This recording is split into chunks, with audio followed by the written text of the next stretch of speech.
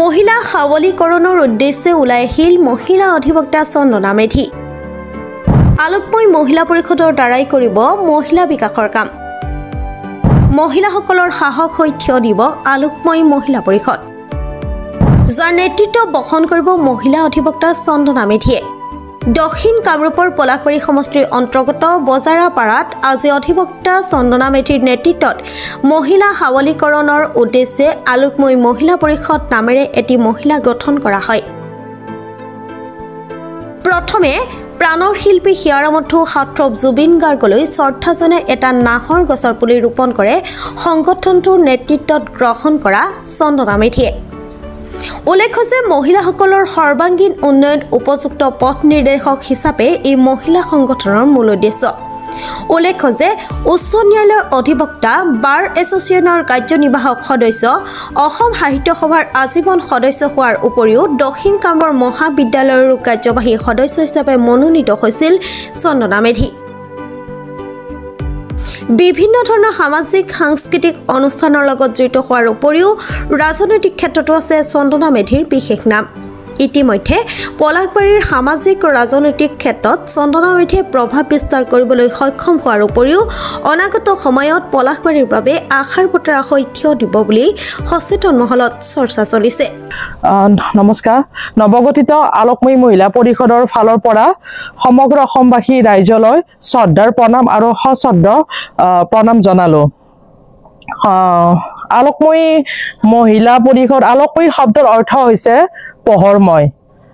মোৰ বহুত দিনৰ পৰা এটা সপোন আছিলে, মোৰ অঞ্চলৰ মহিলাসকলক লগত লৈ এখন মহিলা পৰিষদ গঠন কৰাৰ। গতিকে আজি বহুত কষ্ট আৰু অৰ্থৰ ব্যয়ৰ ফলত আজি মোৰ এই সপোন বাস্তৱত পৰিণত হ'ল। আৰু মোৰ এই বাস্তৱত পৰিণতত মোক সহায় কৰিছে এই গোটেই স্থানীয় অঞ্চলৰ মানে মহিলাসকলে। গতিকে তাৰ বাবে মই নিজকে সৌভাগ্য বুলি ভাবোঁ।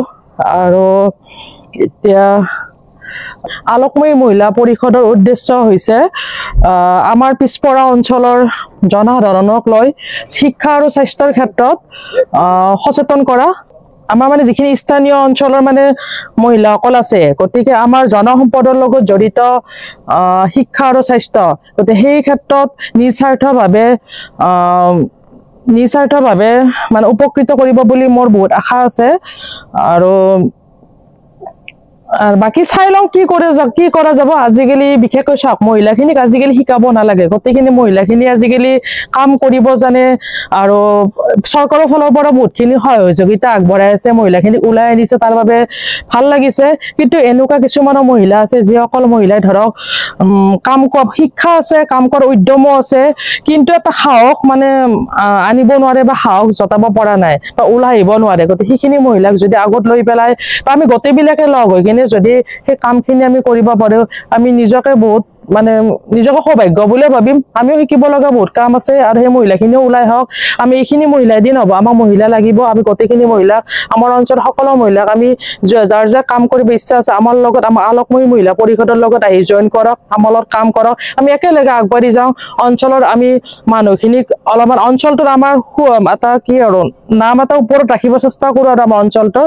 গতিকে আমাৰ ফালৰ পৰা যদি কিবা এটা মানে এটা ইনক্লুড হয়, তেতিয়াহ'লে আমি নিজকে সৌভাগ্য বুলি ভাবিম। আৰু যিহেতু ইতিমধ্যে সমাজৰ লগত জড়িত অধিবক্তা হিচাপে তাৰ পিছতো আৰু এই মহিলা পৰিষদৰ চিন্তাটো কিয় কৰিলে?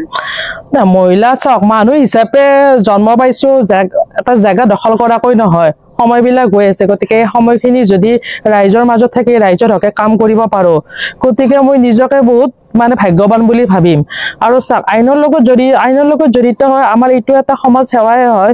তথাপি মানে কেনেকুৱা আৰু ধৰক এতিয়া মই আইনৰ লগত জড়িত, গতিকে আমাৰ সমাজখনতো আইনৰ ক্ষেত্ৰতো বহুত পিছপৰা দেখি আছোঁ। মোৰ ওচৰতে যিবিলাক মহিলা আহে, আমি মহিলাখিনিক আমি যেতিয়া মানে আৰু এটা ধৰক পাৰিবাৰিক আদালতৰ লগতে জড়িত কেছ আহিল, আমি ইমানখিনি মানে সিহঁতক জ্ঞান দিব লগা হয়, ভাগৰি পৰোঁ। গতিকে সেইখিনি জ্ঞান মই মোৰ চেম্বাৰত বহাই দিয়াতকৈ যদি মানে সমজুৱাভাৱে গোটেইখিনি জ্ঞান দিব পাৰোঁ। ধৰক এতিয়া আমাৰ মহিলাখিনিৰে কেনেকুৱা হৈছে, বিয়া হয়, ছোৱালীখিনি বিয়া হয়। আগতে মহিলাখিনি দেখিছিলোঁ যে পতি যদি কিবা অকণমান ডাঙৰকৈ কয় সেইখিনি কণ্ট্ৰল কেপাচিটিত থাকে। এতিয়া এনেকুৱা আছে, মহিলাখিনি বিয়া হোৱাৰ পিছত কিবা হ'লেও কথা নাই দে, পাৰিবাৰিক আদালতত যাম, তাৰ পৰা আমি কিবা এটা পইচা পাম। সেইবিলাক বহুতখিনি জ্ঞান দিব লগা আছে আমাৰ মহিলাখিনিক। মহিলা পৰিষদৰ কাৰ্যালয় ক'ত হ'ব আপোনালোকৰ? কাৰ্যালয়টো ইয়াতে আমাৰ হেৰিত মনপুৰত চৰি হেৰিত বজাৰপাৰাত হ'ব। বজাৰপাৰাত আমি আজি য'ত কাৰ্যালয় হ'ব আমি সেই কাৰ্যালয়টোৰ সন্মুখতে আমি আমাৰ মানে আজি শুভ উন্মোচন কৰি আছো আৰু হয় আনুষ্ঠানিকভাৱে আজি শুভ আৰম্ভণি কৰা হ'ল আৰু আমাৰ আছে কিবা কিবি কাম কৰিম আৰু আগলৈকে।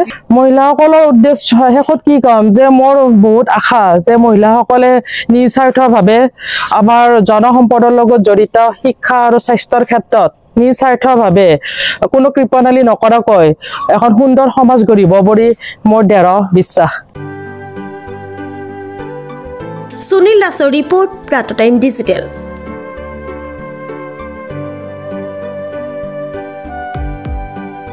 Mobile plus physiotherapy wellness and rehabilitation centre দক্ষিণ কামৰূপৰ ব্যৱসায়িক প্ৰাণকেন্দ্ৰ বিজয়নগৰৰ লগতে VIP চক আৰু গুৱাহাটী মালিগাঁও পাণ্ডৱনগৰত থকা তিনিওখন ক্লিনিক বৰ্তমান প্ৰায় 20 বছৰৰ অভিজ্ঞতা পুষ্ট তথা এতিয়ালৈকে প্ৰায় 40,000 ৰোগীক সুস্থ কৰি তোলা ডক্টৰ পল্লৱী নাথৰ তত্ত্বাৱধানত চলি আছে। এই ফিজিঅ'থেৰাপি চেণ্টাৰ তিনিটাত বৰ্তমান অভিজ্ঞ ডক্টৰৰ দ্বাৰা যিকোনো জটিল ফিজিঅ'থেৰাপি চিকিৎসাৰ লগতে যিকোনো ৰোগীৰ ঘৰলৈ গৈ চিকিৎসা সেৱাৰ সুব্যৱস্থাও ৰাখিছে। আমাৰ ঠিকনা mobile plus physiotherapy wellness and rehabilitation centre opposite Uparshali Bijoynagar SBI branch. আমাৰ VIP চকৰ ঠিকনাটো হ'ল VIP Chowk near VIP bus stop Borjhar Guwahati. আমাৰ মালিগাঁও ঠিকনাটো হ'ল চেলাছ 360 physiotherapy and rehabilitation centre Maligaon Pandavnagar Guwahati 12। আমাৰ যোগাযোগ নম্বৰ হৈছে 8011744696।